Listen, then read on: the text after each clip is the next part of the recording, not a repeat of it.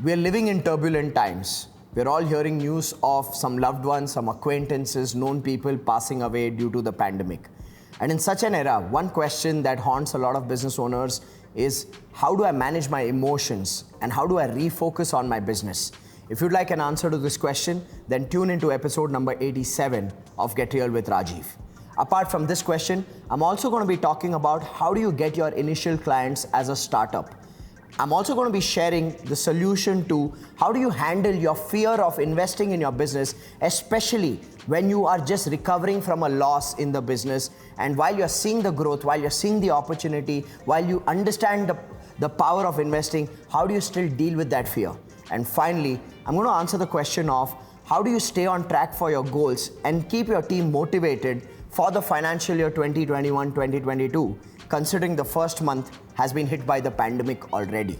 If you'd like to find the answers to these questions, then tune into episode number 87 of Get Real with Rajiv.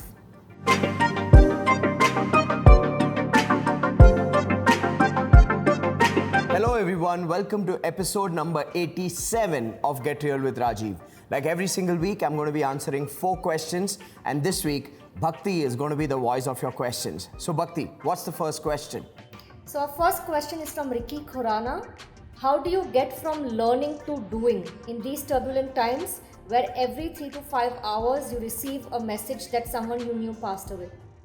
Well, Ricky, what I would say is that we are living in strange times, and whatever you're experiencing, I would say give yourself the permission to be a little inconsistent during these times, because you're not a robot, you're a human. And if you're hearing news of an acquaintance or a known person or a loved one pass away, obviously you can't just refocus and get back to work. I think that would be very, very inhuman and robotic. So allow yourself to grieve, allow yourself to process those emotions. Don't be too hard on yourself during these times. If there's anything, take care of your own emotions. Give that number one priority at this point of time. And whenever you feel that you have grieved the loss of a known person or a loved one, then you bounce back with that zeal and enthusiasm, knowing how precious life is, and you truly live what is the true purpose of all of us as human beings, which is to contribute, which is to create and live a life of courage as a memory to those who've gone by. So Ricky, I would say be kind to yourself during these times and don't come down too hard on yourself. This is not the time to sit and measure productivity and whether you are being efficient or not. This is the time to really experience those emotions and really ground yourself strongly and take care of your mental health. That's what I would recommend, Ricky. With that, let's go to the second question for this week. So Bhakti, what's the second question? Our next question is from My Graphics. After long setbacks and financial crisis, finally we are seeing the fruits of our hard work. We carry the burden of fear of investing further in the business. How can we get rid of the fear of investing in our business? Well, My Graphics, here's what you need to understand. You have developed new capabilities by going through that failure. And the person that you are, the entrepreneur that you are, the team that you are, the organization that you are, is no longer the same person, same team, or same organization that created that financial crisis. So put your faith in these new capabilities and heal the residue of the fears that are getting generated based on the past experience. I have seen a lot of entrepreneurs make this mistake that once they bounce back, even though their capabilities are new, their processes are new, their strategies are new, they still look at themselves, their organization, their teams, their business in the same old way and hold on to this fear of, oh my God, what if we fail again? What if everything comes crashing down and crumbling down again? All I'm saying is you're looking at the wrong person. You're no longer the same person. You're a different person with different capabilities. Put your faith in that and invest if you're seeing the opportunity to grow your business, because now you've shifted orbits. You're no longer in the same old orbit. So understand that and let go of that fear and continue the journey of growth. With that, let's go to the third question for the week. So Bhakti, what's the third question for the week? Third question is from Ankush. We have set the goals for financial year 2021-22, and with the second wave in the very first month of this financial year, what strategy should we follow to keep the team motivated without losing focus and ensure that we meet the goals set for the year? Well, Ankush, here's what I would recommend to every entrepreneur, not just to you. Okay, I have a philosophy in business which really helps. The philosophy is prepare for the worst so that the best can happen. And it's not just prepare yourself as a business owner for the worst so that the best can happen. Prepare even your team for the worst so that the best can happen. And keeping that philosophy in mind, here's a challenge I'd like you to throw at your team and at yourself, where you ask yourself, let's just say the pandemic continues for the next 2 or 3 years. I'm not trying to be negative or I'm not hinting at something, but I'm just saying, let's just say the pandemic has to continue for the next 2 to 3 years, and we as business owners have to accept that out of these 2 to 3 years, each year will be operational for 8 to 9 months maximum. Let's write off 3 months as a lockdown every year for a new wave. Again, remember, the philosophy is prepare for the worst so that the best can happen to you. Now, with that assumption, ask yourself, what will be your business model? What will be your business goals? What will be your team roles? What will be the strategies and systems you will use to make sure that you achieve your goals as a business? So I want you to think and prepare from that point of view. Because now, in the world that we are living in, businesses have to deliver what they would deliver in 12 months in 8 or 9 months. So align your team to that kind of a way of working, keeping the circumstance in mind, which is not in our control. And ask yourself that question.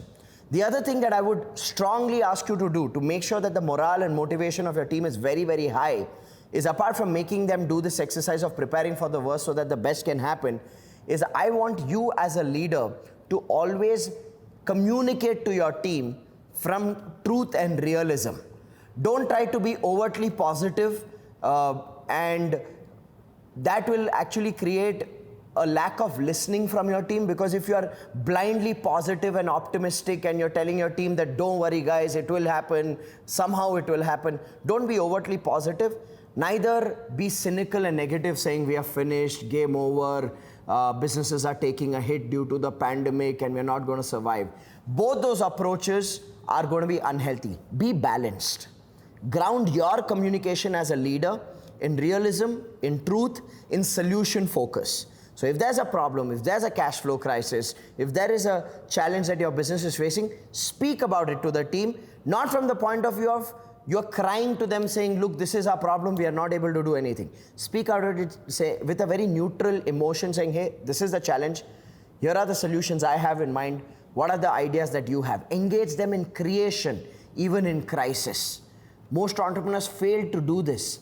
When you engage people in creation during crisis and you empower them with a voice where you're telling them, hey, your opinion matters, your ideas matter, that itself shifts the morale and energy of people to a whole different level, and they take a different level of ownership even during a crisis. So ground your communication in that balance of realism where you're sharing your challenges and you're sharing the good and positive and achievements of the business even during these times, and you're acknowledging people for their efforts. That's one thing you need to do as a leader in terms of your communication. The second thing that you need to do as a leader along with your team is you need to create effort goals. What do I mean by effort goals? See, as a business, we create results goals. What is the revenue we want to achieve? What's the sales target? What's the profitability? Those are result goals. And yes, do have result goals so we know what are we chasing, what are we going after. But break those result goals into effort goals. Break it down into, okay, if this is our sales target, then how many leads do we need to generate? And to generate those leads, what kind of marketing effort? What are the activities we need to do? What are the strategies? What is the quantity of strategies we need to implement? Quantity of effort we need to put? If this is our sales goal, then how many sales meetings do we need to set up? How many calls do we need to make? So you need to set effort goals in every department, because here's the reality. The one thing that is always in your control, irrespective of the fact whether there's a pandemic or not, is the effort that you put into your business. And of course, the effort has to be alignment with what the environment gives you permission to do. Which means if you're running a retail store, probably because of a lockdown, you're not given the permission to open that store. But what effort can you put? Can you start selling your goods on WhatsApp? Okay, can you channelize and tap into networks of networks? That's an effort goal. So set effort goals for every person on the team and tell them that this phase of the pandemic and working hard and going after that effort goal is important. It's like that phase when you join a gym. You know, when you join a gym, you lose weight quickly, or you see a difference in your body quickly for the first 2 months. But after the first 2 months, you hit a plateau. And most people give up. They give up working out, saying that, okay, I'm not seeing a difference in my body, even though I'm going to the gym 3 to 4 times a week. I'm saying that plateau phase is the phase where the muscle is getting built on the inside. The fat is getting burnt on the inside. You may not visibly see it, but the surrender to the process is important, because once you surrender to the process and stay the course of the process, then you see the results germinating over a period of time. So this is that phase for businesses, and teams that will understand this are the ones who will nourish and flourish. Teams that don't understand this are the ones who will give up and shut shop. So make sure, Ankush, you give these perspectives to your team. With that, let's go to the fourth and final question for this week. Bhakti, what's the fourth question? Our question is from That's Mukesh. How to start acquiring clients for a startup? Is hiring a salesperson the only way to acquire clients? Well, Mukesh, I'll answer your question. I'll first answer the first question on how do you start acquiring clients for a startup. See, if you're a startup and you're going out there and selling your product or service, people may ask you what's your track record, what's your background, what are the kind of projects you've done in the past, who have you worked with, how many clients have you served. And sometimes when you don't have an answer to these questions, people discard you as somebody who's new, somebody who's an amateur, somebody they can't trust their purchasing decision with. So in such a scenario, the one advice that I give startups is, when you start, first serve, then sell. What do I mean by first serve, then sell? In the initial stages, go out there and offer your products or your services at low cost or no cost. Okay? Offer it at low cost or no cost, so that you get a practice ground for yourself, you get live customer feedback, and you build a track record of happy customers and success stories of customers. Now, once you build a significant track record, 8 to 10 success stories of happy customers where you've made a difference to them with your product or service, then from serve you transition to sell, and you use that track record, you use that credibility to get new projects. Now, that's one approach of how to penetrate the market as a startup. The other thing is to stick to the basics, and most startup founders and entrepreneurs actually don't understand the basics of selling. It's about answering simple questions in action every single day in your business. You need to have clear answers to these questions. Who is my customer? How am I going to reach out to them? How many am I going to reach out to? When I connect with them, what will I say? What will I demonstrate? What will I show which will influence their buying decision? What problems does my product or service solve? What do I need to communicate? These are simple questions you need to answer. And one last question. What is the money generating activity that I'm undertaking today? Every day you need to ask yourself this question of what is the money generating activity that you are undertaking today in your business. And when you answer that question, you're pushing yourself to put in effort in sales. Most people wait for customers to come to them. That era is gone where customers come to you. Whatever comes to you is a bonus. It cannot be a sales strategy that you can depend on. So you need to put in consistent effort, and you need to give your sales team and yourself clear direction of who is the right customer, who has the money and the need for your product or service. How many such people can you reach out to? How will you reach out to them? What will you say to them? How will you show them value in your product or service? How will you close them? These are critical questions for you to answer. Now, to come to your second question, is it necessary for you to hire a salesperson? Well, a salesperson will always help, because the salesperson's job is to sell, and they will do it consistently. In most businesses, the sales activity is driven and dependent on the business owner, and with all the responsibilities that the business owner is handling in the business, they compromise on the consistency of sales activity, which hits the consistency of the income generation of the business. So yes, do I recommend you having a sales team so that your sales effort is consistent? Yes, I do. But is hiring the salesperson the only way to generate sales in business? No.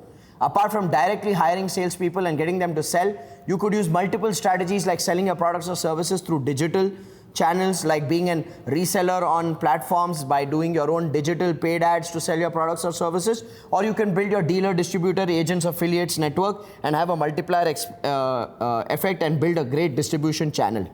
So that's Mukesh. There are multiple ways of selling. You need to just identify what's relevant to your product, your service, your customer, and use that strategy to make sure that your sales activity is done consistently. So I hope you get some basic clarity to get started and start churning in some cash for your business. So with that, we come to the end of episode number 87 of Get Real with Rajiv. If you found value in today's episode, then here's what I want you to do. I want you to click on the link below and register yourself for my upcoming Business Breakthrough Seminar, which is a 4-hour training exclusively designed only for business owners, where I teach them the foundation of building a stable and successful business, and I teach you the system to build a business which can grow without you. So make sure you click on the link below and register yourself for my 4-hour Business Breakthrough Seminar. I look forward to seeing you there.